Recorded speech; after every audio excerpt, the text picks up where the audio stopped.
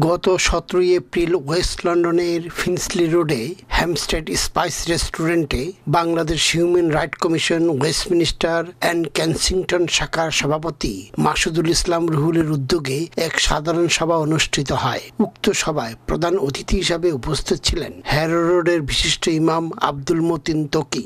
বিশেষ অতিথি ছিলেন বিশিষ্ট community leader Haji Ustar Ali, Maulana Abdul Shahid, Harrow রোডের বিশিষ্ট ব্যবসায়ী মোহাম্মদ কবির আহমেদ, দানবীর Monojjir Ali, Bangladesh Human Right Commission European coordinator Shahidur Rahman, মানবাধিকার কমিশন যুক্তরাজ্য শাখার general secretary Taraul Islam, Mohammad Rakib Mia, BM Chowdhury. আরও বক্তব্য রাখেন তাজুল ইসলাম, মোহাম্মদ রকিব মিয়া, মোহাম্মদ শামসুদ্দিন, আজাদ আহমেদ, ফয়জুল ইসলাম, হিফজুর রহমান এবং মোহাম্মদ সাদেক আহমেদ প্রমুখ। উক্ত সভায় উপস্থিত সকল হিউম্যান রাইট সদস্যবৃন্দকে আজীবন সনদপত্র ও ID কার্ড প্রদান করা হয়। Bangladesh Human Right commission Westminster and Kensington শাখার উদ্যোগে ব্যাপক কর্মসূচি হাতে নিয়েছেন, যার মধ্যে রয়েছে বাংলাদেশের বিভিন্ন এলাকায় উন্নয়নের জন্য স্কুল, কলেজ, মসজিদ, মাদ্রাসা, হাসপাতাল, গরিব ও এতিমদের সাহায্য, শীতবস্ত্র বিতরণ, টিউবওয়েল বসানো ইত্যাদি। বাংলাদেশ হিউম্যান রাইট কমিশনের আওতায় প্রবাসী সকল ভাই ও বোনদের সদস্য হওয়ার আহ্বান জানিয়ে